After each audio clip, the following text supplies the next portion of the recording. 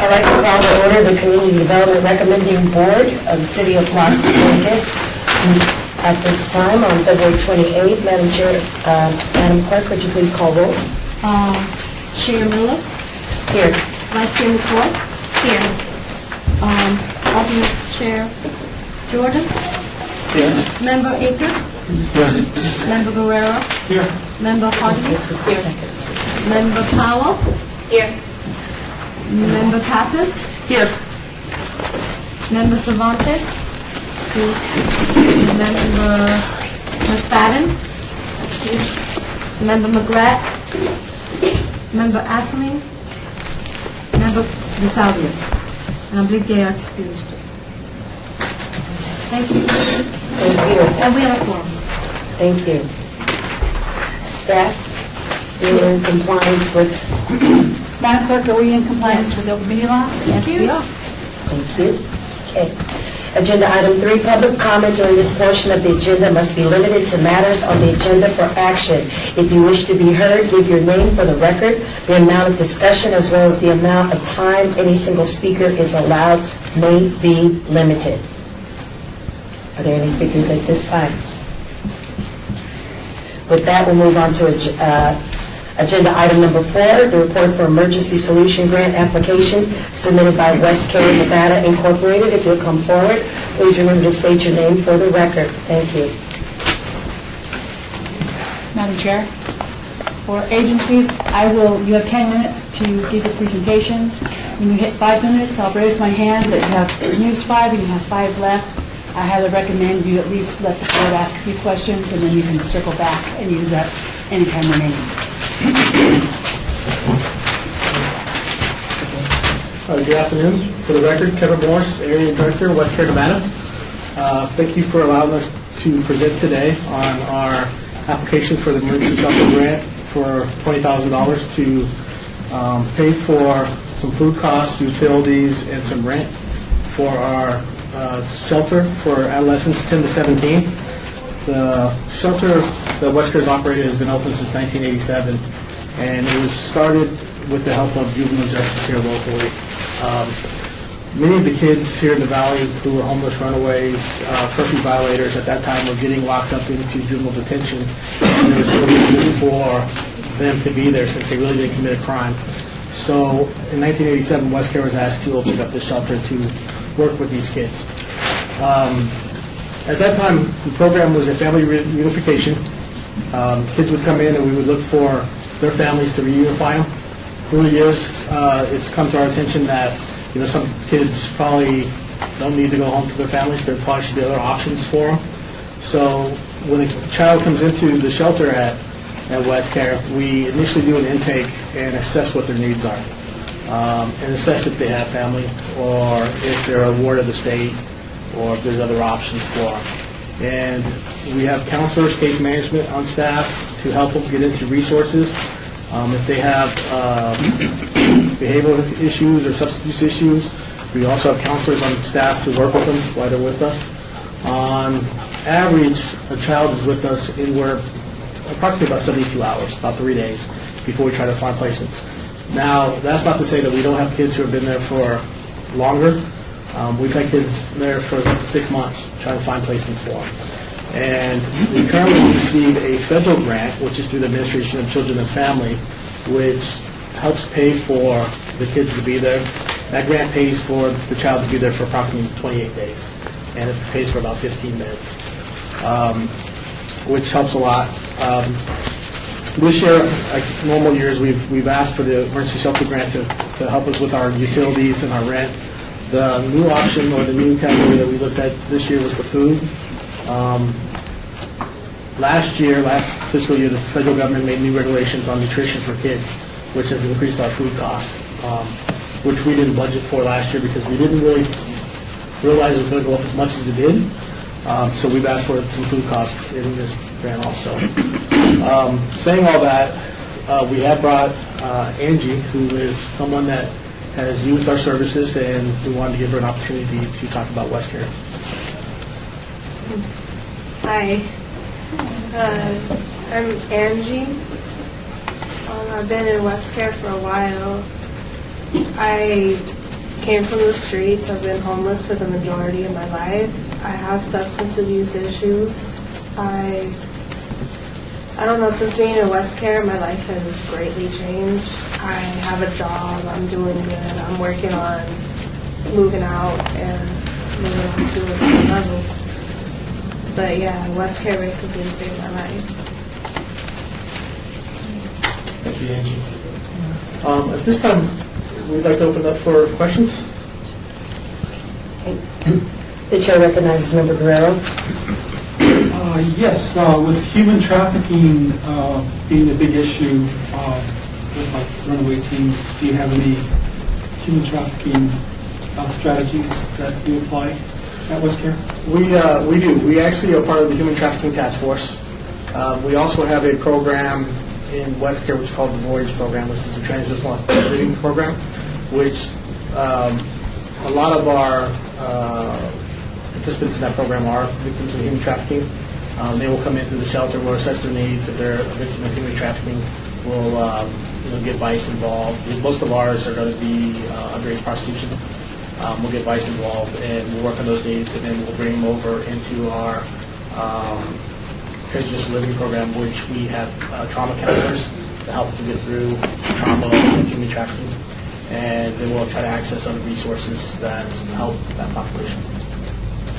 Thanks, Angie, for coming out to share your story with us. Wish you lots of luck. And the chair recognizes Member Pappas. David Pappas, hi. Hey. One of my favorite questions is about recidivism.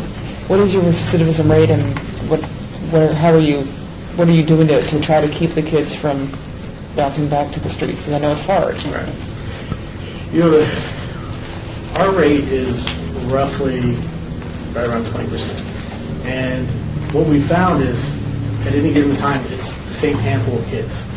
And they just keep bouncing in and out, in and out. And we've been working with juvenile justice on it also, because we're not locked down facilities, so they can come and go as they like. And for whatever reason, when they initially come into West Care, they're not ready for our services, and they leave.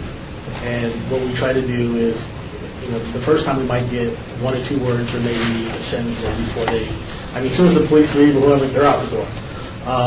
And hopefully start building that relationship, because then they come back and then maybe we get a paragraph in. And we can start building those relationships and building those relationships. We also have a street outreach team that goes out into the streets and works with homeless kids. So they also work in our shelter too, to get to know these kids, so that if they do see it back on the street, there's some kind of relationship already formed. Right. Thank you. I have a question. Who do you partner, this is Member Miller, do you have, with the substance abuse and the services that you provide, what other agencies do you partner with besides juvenile justice and whatnot in terms of support, what you're trying to do? Because I'm operating from the assumption there's some mental care services and things of that nature, so are there some other agencies that you work with? Yeah, we have an LCSW on staff, so they handle the mental health and substance abuse and counseling piece. We also have the county health district who comes in and does STDs education. AFAN has been there before to do STD education. Safe House, Safe Nest for domestic violence. The Rape Crisis Center we partnered with. 3 Square we partner with.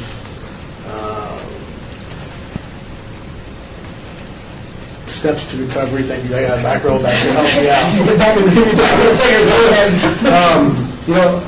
Our motto has always been at West Care, and I've taken over the West Care Nevada operations for the last 6 months, so I'm fairly new in my role. And my motto is, whatever those individuals need, how do we get that service and help them out? So there's nobody that we would not partner with. I got a question over here. Chair recognizes Member Aker. You have the open door policy where they can come and go as they please. What happens when they leave and they don't come back? Do you just forget about it? You turn them into the police, or what? Yeah, it's mandatory for us that we have to file an attempt to locate with the police. So we'll give a description of the child and let them know which direction they're running. But it's up to the person if they want to come back. You can't make them stay there, right? We can't make them stay. Sure. Yeah, so they can come and go as they want. Yes, ma'am. Oh, Recognize Member Powell. I had a question about the food. Sure. Do you guys cook there? We do. Okay, so it's not like prefab food that you're heating up, you're actually cooking meals. Yes, we have a full kitchen. We have Okay. cooks on staff. With the new policies for the federal government, a lot more whole grains, a lot more natural products, I guess, which those food costs are a little bit higher than what we've done in the past. Chair recognizes Member Guerrero. Yes, do you ever get the parents involved? Or the parents involved in any way? Yeah, we do. When the adolescent comes in, the first thing we do is try to assess the family dynamic and see if that family option is viable. With our federal grant, Administration of Children and Family, it's a reunification grant. So that grant is specifically about reunifying with families. I want to say probably roughly 80%, and this is an annual number, we give back to the families, and then we offer them services of family counseling. It might not be through West Care, it might be through another agency, but when they come in to pick up their child, we give a 1-hour free counseling session to them to try to figure out why they left. We also let them know that, if it is volatile at the house, we do offer free respite care so they can bring the kids back to us and let the situation cool down. The last thing we want to do is send a child back to a domestic violence situation. Less than that. Chair recognizes Member Jordan. Member Jordan, how often, what's the time, I guess, what's the max the individual can come and go? How long is this revolving door? Like after 10 times, you're out? We will never say no to a child, never. I mean, the same child? The same child. Can keep coming back and keep coming back. Wesker has a open door policy. The only thing that might stop a child from coming, and then I frown on this, is if they attack the staff. And at that point, we have to determine, is it really safe for that child and the staff to be there? But we've had kids come back 10, 15, 20 times. I'll never. Thank you so much. That's your time. Thank you for your time, and thank you, Angie, for coming. We appreciate it. Members, at this time, if you'll make your notes, please.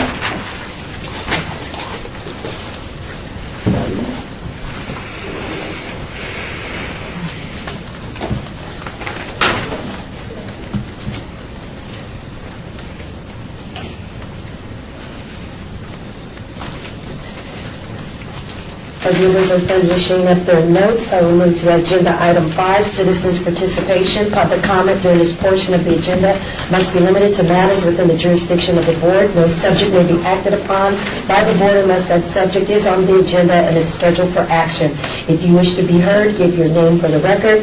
The amount of discussion on any single subject, as well as the amount of time any single speaker is allowed, may be limited. Do we have anyone that would like to make public comment at this time? Seeing none, I will move to agenda item 6, which is the adjournment of this meeting. Is that correct? Of this meeting.